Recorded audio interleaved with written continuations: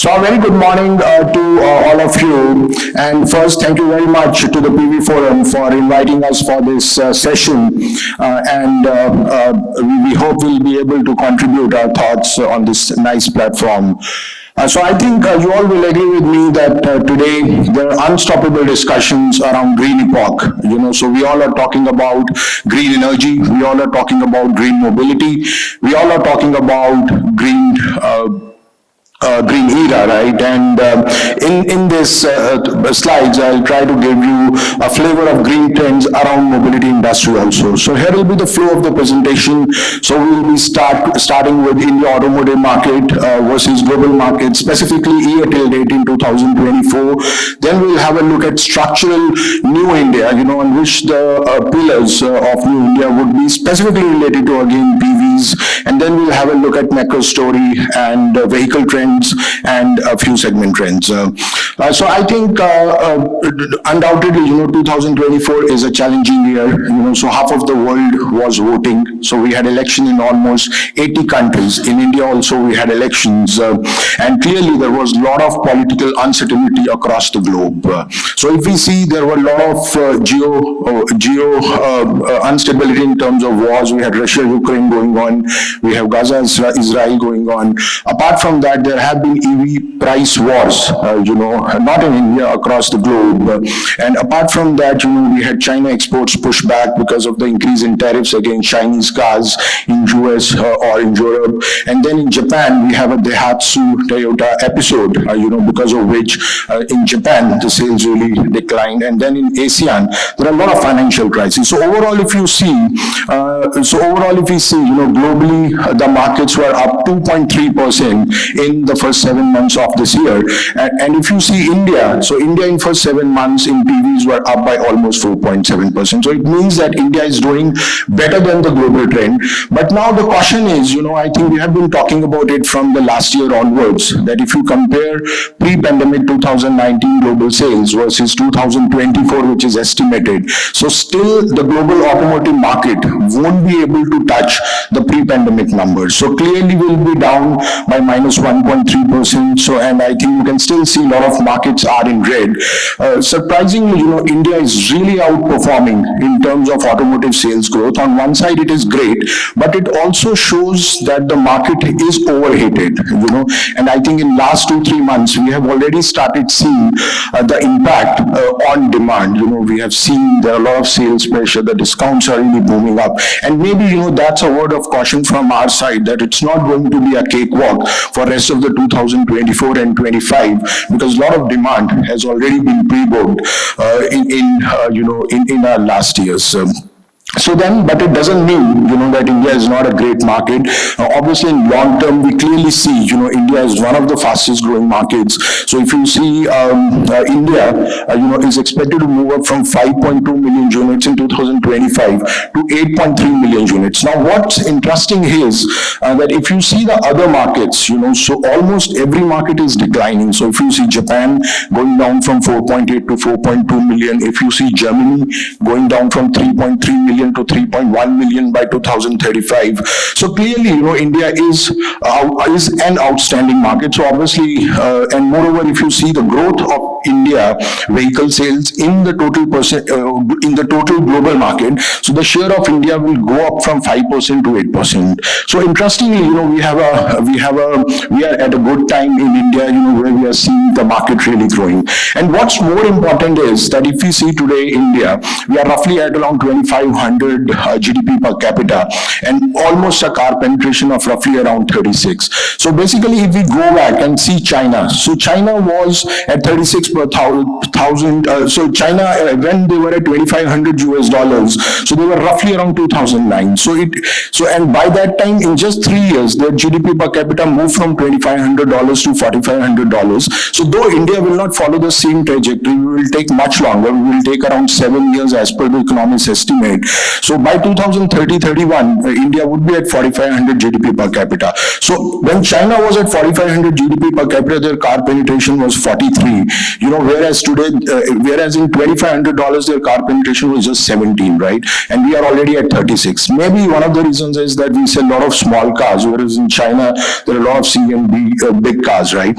So considering our forecast, which is almost a 8 million unit number, by 2035. So clearly 2030 doesn't look to be unachievable, right? So we look very achievable because considering that we also have a little bit of scrappage scheme which has started now flowing in, though in China it was a big scrappage scheme which actually helped the industry grow in a span of just 3 years. So interestingly, I think very important to have a kind of a EV outlook also for how the globe is doing. So we can see a lot of green coming in. Primarily in US, we are talking about almost 65% EV cars. In Europe, we are talking about 85% EV cars. China, we are talking about 66% EV cars. But interestingly, we are also talking about PHEVs, almost 17% in China by 2035. So clearly, the world is going more greener, I think undoubtedly. But if we see India, India is roughly relatively very low at around 32% by 2035 as per S&P Global Mobility Forecast. So clearly, a lot of room ahead.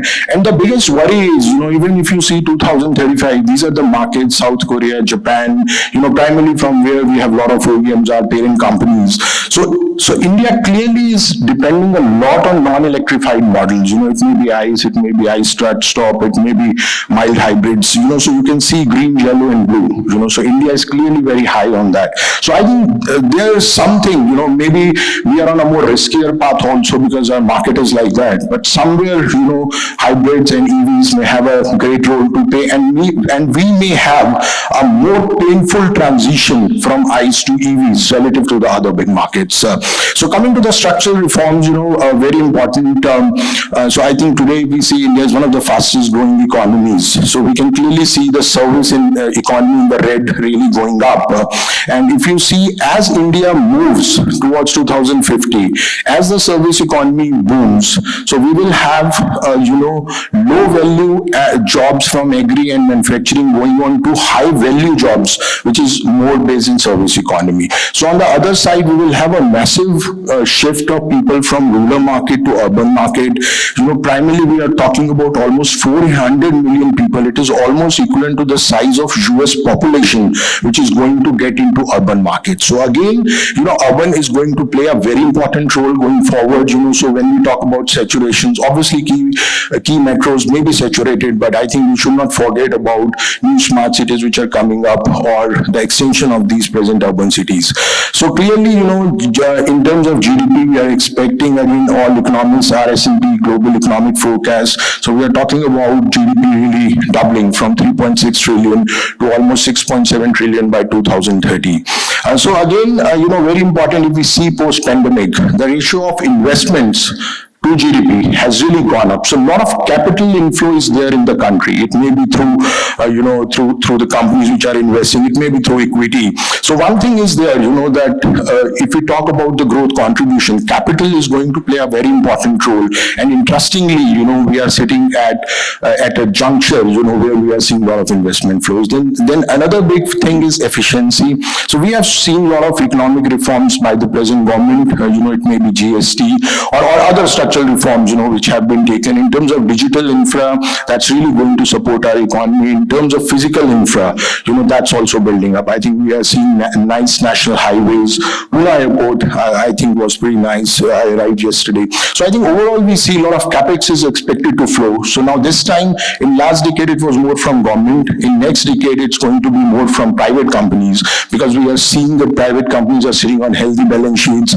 Their capacity utilizations are pretty high. So primarily, we are going to get more jobs, I think, undoubtedly. So I was talking about physical infra, right? So I think in physical infra, we are seeing the percentage of capex, is being increased. If you just compare 10 years, it's almost close to double, right, in terms of percentage. Similarly, in terms of number of highways being built every year, every day, right, it's going from almost 12, 14 kilometer of roads, highways to almost now 40 kilometers. So similarly, I think green energy is one key area because everybody talks about it, specifically in the financial or the investor companies.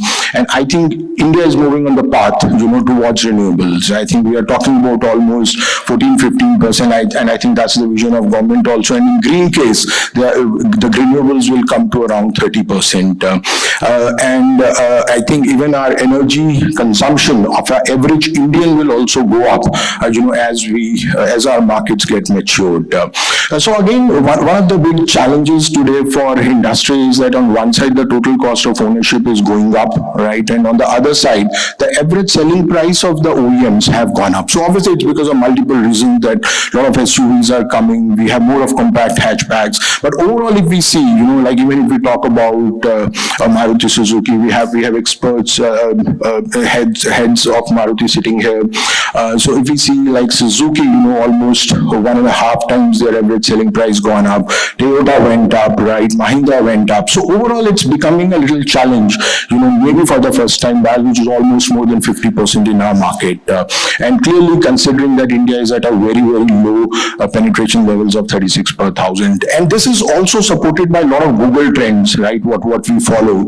So if you see, because of the heavy discounting in last 2 months, the compact hatchbacks, that SUVs, there is a rise, you can see on the extreme, that you can, you can see this kind of rise, so obviously discounting is supporting these segments. But if you see mini hatchback segment on the left side, the curve is really much painful, it's really degrowing. So clearly, I think mini hatchbacks micro segment will take time before there are a few structural changes in the products or in the thought process or in the taxation, right? So again, I think traffic congestion, one of the big key issues, in a city like Mumbai, we have 430 kilometers, 430 cars registered per kilometer of road, right? So in India, we have 40 polluted cities, the top 100 polluted cities in the world, and in the top 10, India has 8. So clearly, I think the focus would be green. Obviously, we may see it going through CNGs or biofuels or hybrids, and then finally moving on to electrics. But at the end of the day, in a country like India, obviously we need more greener solutions.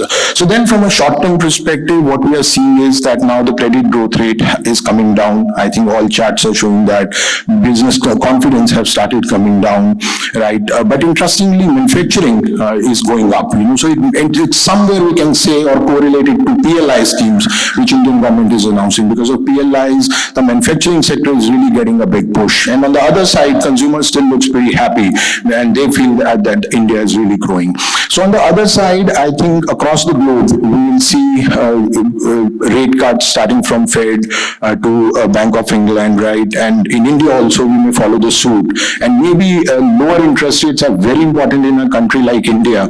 I think people like Shashank sir can talk really in detail about it, that our car market is really dependent on financing, right? So obviously, if finance rates come down, then we can see a jump, in terms of sales. In terms of market pulse meters, I think, again, data from FADA, so primarily the inventory in PVs is going to like 70 days, right?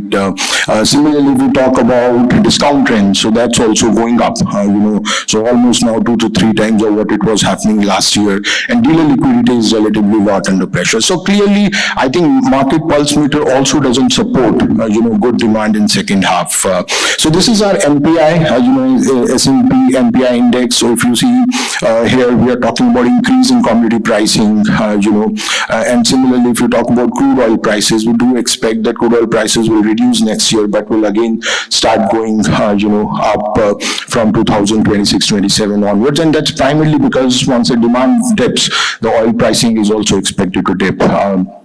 So now, coming to our forecast, so 2024, obviously first half we have a great, I'll still say we have a reasonable growth of around 4.5%. But in second half, growth really looks to be a challenge. On first half, we had pent-up demand, there were lower inventory stockings, relatively, there were ease in production, ease in chip prices. But in second half, we are sitting on we are sitting on an inventory, and there is a lot of dealer inventory correction thought from the OEMs, maybe like Maruti recently talked about, or players like Tata's, really pushing up discounts so that they can clear off inventory. But obviously it's taking time, so maybe we are just around the festival season, and we have just 2 months to clear off that inventory. So basically in second half, obviously may not be as good, but overall, we feel that the India PV sales will grow by roughly around 2% this year. But in the next few years, we have now emission norm, CAFE norms coming around 27, 28. We will be going through transition. Obviously, it's very difficult, for consumer, for the OEMs or even for the dealers to convince consumers, to really get on to the new technologies, because till the time there is good word of mouth or trust. And then, we are talking about again elections somewhere around 2029, and considering trends, there is always a dip during elections. In the last 4 elections, we have seen that. So premiums, this year we still expect a kind of a double-digit growth because good pent-up demand in the market. There is good EV push from the premium OEMs, but premium OEMs have also started feeling the heat, and specifically in pushing EVs. But going forward, we feel that since none of the premium OEMs, though obviously Range Rover is talking about made in India Evoque, made in India Discovery for the world, but still I think those projects are not yet finalized. But if you see, once the GST starts going up in terms of EVs, then obviously it can be very painful for the premium car markets, because then we may see a kind of downfall, because currently this market really is on very, very high GST, which is like 43 to 48%. So then, the market shares, obviously Maruti will remain the leader, but their share will keep on reducing. Primarily Toyota is really going up, beating up market share. We may have few non-automotive companies, among the big five non-automotive players who are getting into automotives in EVs. So in terms of, SUVs, we have already seen a jump from almost 15% SUVs to almost more than 44%. It's actually 50% if I talk about core cars, but since LCV data is merged into it, that's why it's showing 44. So this is relatively very high. So hatchbacks will further be reducing because we have a lot of entry micro SUVs which is coming up. But then MPVs, which is more around 7-seater, and as travel need goes up, it will go up, and sedans are all also go up. So now this is, CNG trends, again very important. So obviously Maruti is driving the CNG sales in India along with Toyota in a big way, but now others are also trying to pull in. So we expect that obviously CNG sales will go up because there is a massive increase in the infrastructure which is expected in terms of pumps. But somewhere when Maruti comes up with low-cost hybrids, somewhere around 27, 28, so then I think it will be very difficult, because consumer will have a choice to buy a low-cost hybrid or a CNG. So again, again our assumption is that CNG somewhere may start feeling the heat, 2021 in terms of the new car percentage. Maybe the part of CNG will be so much which will keep on driving the infra what the companies like Adani are laying on.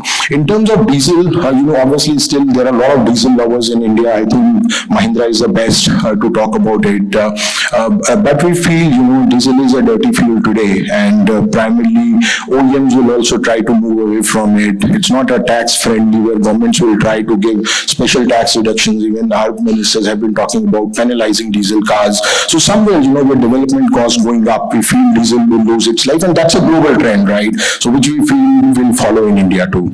So then this is EV new product launches, which is massively covered in our forecast. You can clearly see here the leaders in EVs will be Tata's and Mahindras, multiple products from their side. Hyundai, obviously is another OEM, followed by MG. Obviously Maruti is late to the EV party, but yeah, they are building primarily with more export focus, but also domestic market. So clearly, we can clearly see Indians followed by Chinese, followed by Koreans, followed by Japanese, in this EV, and that is how, and this is like about my last slides about the EV trends. So we feel by 2030-31, so we'll have around 18-19% of EV penetration, and by 2036, it's going up to like 34-35%. Whereas in terms of hybrids, again, this is in consideration that taxation of hybrids is still very high, and there are not many benefits to buy a hybrid vehicle, specifically from tax perspective. So considering that, we feel that 12-13% is the hybrids, which is there. Then we have range extenders, because currently there are very limited models in range extenders. So we are talking about a penetration of 4%. But as like the EV technology becomes cheaper, we'll really see the EV curve really going exponential, and hybrids and range extenders stabilizing, because anyway, India is not an isolated market, I always say, right? Because if the trends are towards the greener cars, pure electric vehicles, then India is also follow to bound the suit. So these are the rest of the forecast, so I'll not cover because of the time crunch. With this, thank you so much for your time, and in case if you have any questions, we'd love to discuss them during the break. So thank you so much. Thank you so much.